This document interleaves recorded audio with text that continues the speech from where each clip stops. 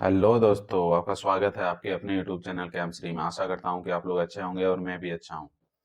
अच्छा कि जैसे कि मैंने देखा कि क्लास 10th के एग्ज़ाम्स बहुत सामने हैं और उन्हें एक रिवीजन की ज़रूरत है जिससे वो अपने मार्क्स को बूस्ट अप कर सकते हैं। इसलिए मैंने क्लास 10th के लिए मैथ्स, स्पेशली मैथ्स में बच्चों को बहुत ज़्यादा प्रॉब्लम होता है, इसलिए उसके लिए हमने एक रिवीजन बैच स्टार्ट किया है। ठीक है, ये करीबन 1 महीने तक चलेगा और 1 महीने में सारे चैप्टर हम लोग रिवाइज कर देंगे। तो चलिए विदाउट देरी करते हुए स्टार्ट करते हैं आज की क्लास। तो जैसे कि आज मैं डिस्कस करने वाला हूँ अर्थमेटिक प्रोग्रेशन के बारे में। अर्थमेटिक प्रोग्रेशन में यह एक ऐसा चैप्टर है जो कि वो काफी स्कोरिंग है।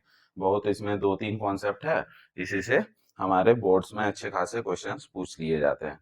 ठीक है, जो कि बहुत आसान है और आसान तरीके से हम लोग इसके मार्क्स ला सकते हैं। तो चलिए हम लोग बात करते हैं arithmetic progression. Arithmetic progression, arithmetic it is a sequence of numbers such that the such that the difference is constant।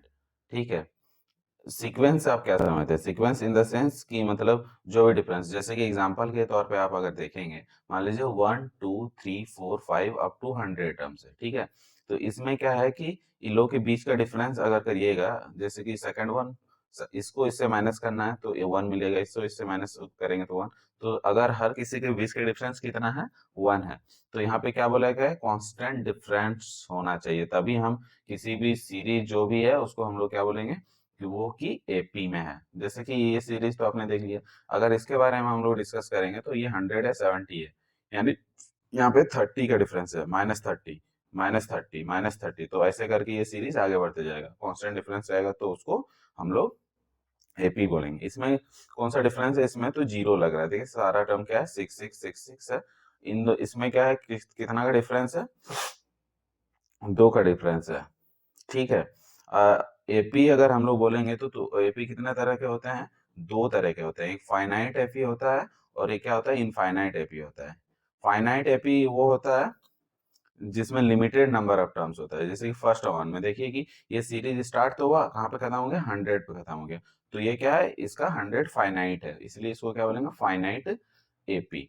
और ये देखिए सीरीज कहीं खत्म हो ही नहीं रहा है, तो ये कहाँ तक जाएगा? इन्फिनिटी तक जाएगा, तो इसको इनफाइनाइट एपी बोलेंगे। इसको क्या बोलते हैं हम लोग? Finite finite AP. और इसको क्या बोलेंगे? इनफाइनाइट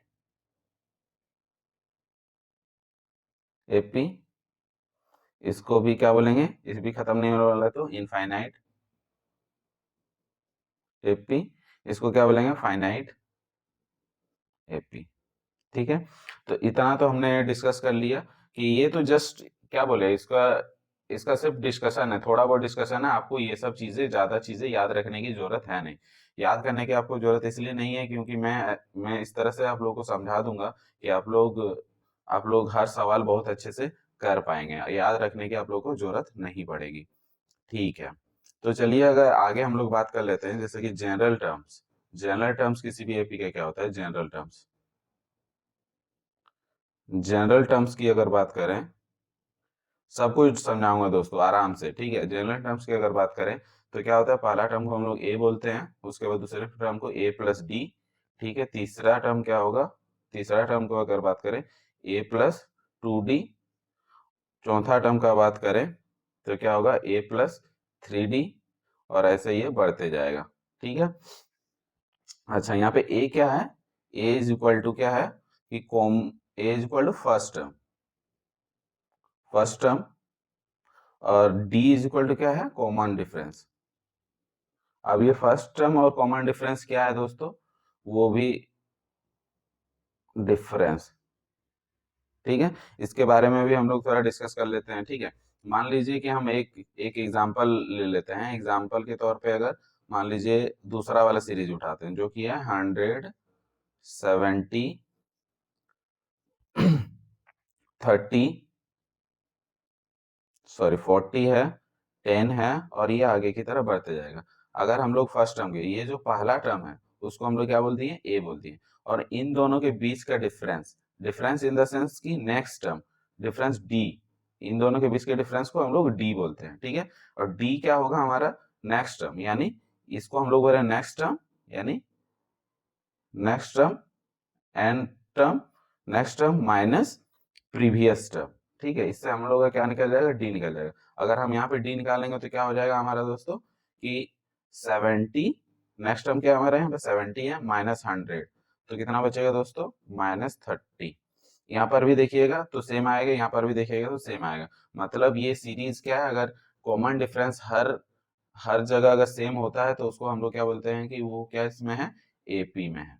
अच्छा, एक चीज मैं बताना यहाँ पे बहुत ही ज्यादा इंपॉर्टेंट है, जहाँ जो कि क्वेश्चंस में यूज होगा। मान लीजिए यहाँ पे क्या लिखा हुआ है, ए, ये क्या है, फर्स्ट टर्म, ठीक है, ये क्या है, सेकंड, ये क्या है, थर्ड, ये क्या है, फोर्थ। एक चीज देखिए आप कि फर्स्ट टर्म हर चीज में ऐड हो रहा है, अगर फोर्थ टर्म हम बोल रहे हैं तो यहाँ पे थर्ड एक कम यूज हो रहा है, यहाँ पे थर्ड बोल रहे हैं तो यहाँ पे 2 यूज हो रहा है, और यहाँ पे सेकंड बोल रहे हैं तो यहाँ पे 1 यूज हो रहा है। ये तो फर्स्ट टर्म है ही, ठीक है। तो ये हमारा क्या है, general formula of AP, general terms of AP. AP का ये क्या है, जनरल टर्म्स है, ठीक है। तो चलिए हम लोग और चीजों पे बात करते हैं। जैसे कि मान लो कि इसमें दो ही फॉर्मूला काम आता है, कि एक होता है इसमें बोला जाता है कि एन टर्म्स का फॉर्मूला, जैसे एन टर्म्स निकालें, ठीक है, और दूसरा होता है सम ऑफ एन टर्म्स निकालें। तो दो ही फॉर्मूला होता है, तो हम लोग इसको डिस्कस करते हैं। पहला है नंबर ऑफ एन टर्म्स, इसको हम लोग इसे डिनोट करते हैं, इसका फॉर्मूला क्या होता है, A N is equal to A plus N minus 1 D. ठीक है, पहले हम इसके बारे में डिस्कस कर लेते हैं। मान लीजिए कि हमने पहले एक सीरीज क्या लिया था, मान लीजिए कोई भी सीरीज ले लेते हैं, जैसे कि जो कि एपी में 2 4, और एपी में होने के लिए क्या होना चाहिए, हर जगह का कॉमन डिफरेंस क्या होना चाहिए, सेम होना चाहिए। मान लीजिए डॉट डॉट डॉट 100 तक है, ठीक है। अगर हमको बोले 100 तक है, मान लीजिए अगर कोई हमको बोलेगा कि इसका इसका 15 टर्म निकालो, 17 टर्म निकालो, तो हम लोग क्या करेंगे, ए एन क्या है हमारा, ए एन क्या है जो कि लास्ट टर्म है, इसको हम लोग क्या बोलेंगे, ए एन, ठीक है। और एन क्या है हमारा, n is equal to number of terms, मतलब कितना नंबर ऑफ टर्म्स है, ठीक है। और डी क्या है हमारा, ए, डी क्या है, कॉमन डिफरेंस, ए क्या है, ये ए है, इन दोनों के बीच में जो डिफरेंस आएगा, जो भी आएगा क्या आएगा, D is equal to 4 minus 2 is equal to 2 आएगा। तो ये क्या है, दोनों के बीच का कॉमन डिफरेंस है। तो इसी फॉर्मूले के, मान लीजिए कि आपको कोई बोल देगा कि 13 टर्म्स निकालें, इसका 13वां टर्म निकाले, तो कैसे निकालेंगे, कॉमन डिफरेंस हमारा कितना हो गया, 13th टर्म बोलेगा।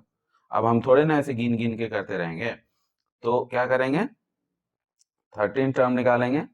तो 13 टर्म के लिए हम लोग क्या करेंगे कि क्या निकालना है, A30 निकालना है। तो क्या हम बोले थे, पहला टर्म है, उसके बाद हम क्या बोले थे कि अगर 13 टर्म है तो यहाँ पे कितना होगा, 12D होगा, ठीक है। ए हमको पता है, ए कितना है हमारा, पहला टर्म 2 है, 2 पुट कर दिए, उसके बाद 12 इंटू कितना है यहाँ पे 2 है ना डिफरेंस, तो 2 हो गया, यानी is equal to 2 plus 24 is equal to 26। मतलब ये जो सीरीज है, इसका 13वां टर्म कितना हो जाएगा, 26 हो जाएगा, ठीक है। तो इस प्रकार से हम लोग निकाल सकते हैं। मान लीजिए कि अगर कोई बोल देगा कि हमारा आखिरी टर्म, लास्ट टर्म जो है, जो ए एन है, क्या हमारा एन टर्म जो है वो कितना है, 100 है, वो कौन सा टर्म में आएगा, तो मतलब अगर इसका वैल्यू दिया रहेगा तो वो कितनावा टर्म होगा वो हम निकाल सकते हैं, ठीक है। और हमको एम पता चले, कॉमन डिफरेंस पता चले। बेसिकली ये जो पूरा चैप्टर है इसी के अंतर्गत इर्द गिर्द घूमता है, ठीक है। तो इसी पे हम लोग बात करेंगे, इसी के इर्द गिर्द घूमता है। और दूसरा फॉर्मूला क्या है हमारा कि एस एन, मतलब सम ऑफ एन नंबर्स, दूसरा है n/2 ए प्लस ए n माइनस 1 और ये डी। तो यही इसका फॉर्मूला है, अगला फॉर्मूला। तो अगर हम लोग देखिए कि यहाँ पे अगर आप देख पा रहे होंगे तो इन दोनों को क्या कर सकते हैं, यहाँ पर भी एक प्लस है, सॉरी छूट रहा था। तो इन दोनों क्या कर सकते हैं, अगले इसको अगर फर्दर ही कर पाए तो क्या लिख सकते हैं, ए प्लस ए क्या हो जाएगा, 2a प्लस n माइनस 1 और ये क्या हो गया, d हो गया, ठीक है। दूसरे तरह से, तीसरे तरीके से हम इसको कैसे डिड्यूस कर पाएंगे, देखिए क्या लिखा हुआ है यहाँ पे, a plus a minus n, वो किसका फॉर्मूला होता है, ए एन का फॉर्मूला होता है। ए एन मतलब नंबर ऑफ एन टर्म्स का फॉर्मूला होता है। तो इसके जगह पे हम लोग क्या लिख सकते हैं, n/2 2a plus A N भी लिख सकते हैं, ठीक है। और एक चीज इसमें क्या लिख सकते हैं इस फॉर्मूले में कि अगर मान लीजिए कि n/2 है, ठीक है, तो इज इक्वल टू क्या लिख सकते हैं, 2a तो नहीं, a होगा, a होगा क्योंकि ये a है, ठीक है। अगला क्या लिख सकते हैं कि a प्लस l, ठीक है। l क्या है यहाँ पे, लास्ट टर्म, लास्ट टर्म, ठीक है। तो हम लोग जिस हिसाब से दिया रहेगा उस हिसाब से हम लोग इस फॉर्मूले को आगे हम लोग यूज करते जाएंगे। मान लीजिए कि ये क्वेश्चन दिया हुआ है, ठीक है, इसका क्या दिया हुआ है, लास्ट टर्म दिया हुआ है, ये क्या है, इसका लास्ट टर्म है।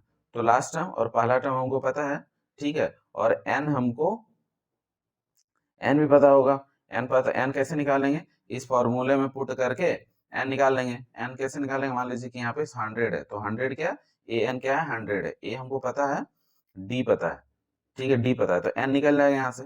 तो अगर n निकल जाएगा यहाँ से तो n का वैल्यू यहाँ पे पुट कर देंगे, और a हमको पता ही है, a क्या है, 2 है, और लास्ट टर्म क्या है, ये है। तो इससे हम लोग क्या कर सकते हैं, सम ऑफ n टर्म्स को निकाल सकते हैं, ठीक है। यही 2-3 फॉर्मूले के आगे ये रिवॉल्व करता है। चलिए हम, अगर हम इस चैप्टर को समराइज करें तो हमने पहले क्या पढ़ा कि अगर कोई अगर सीरीज दिया हुआ है, ठीक है, वो कब एपी में होगा, जब दोनों के जो कंसेक्यूटिव नंबर्स हैं, ठीक है, उनके सारे कंसेक्यूटिव नंबर्स के बीच का डिफरेंस क्या होगा, सेम होगा।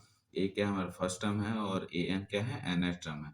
इसमें हमने दो ही फॉर्मूले का यूज किया है, जैसे कि एन टर्म्स को फाइंड करने के लिए और S n sum of n terms को फाइंड करने के लिए, ठीक है। यही दो फॉर्मूले के इर्द गिर्द ये चैप्टर काम कर रहा है। आगे की वीडियो में हम एनसीईआरटी के सारे सवाल्स को भी लेंगे और एक एक करके बनाएंगे ताकि आपके बोर्ड में काफ़ी हेल्प हो सके। और ये दोस्तों मैं बता दूं काफ़ी इजी चैप्टर है, जिससे आप क्या कर सकते हैं, बहुत ज़्यादा मार्क्स स्कोर कर सकते हैं, ठीक है। तो थैंक यू और बने रहे इस चैनल पर। रिवॉल्व करता है।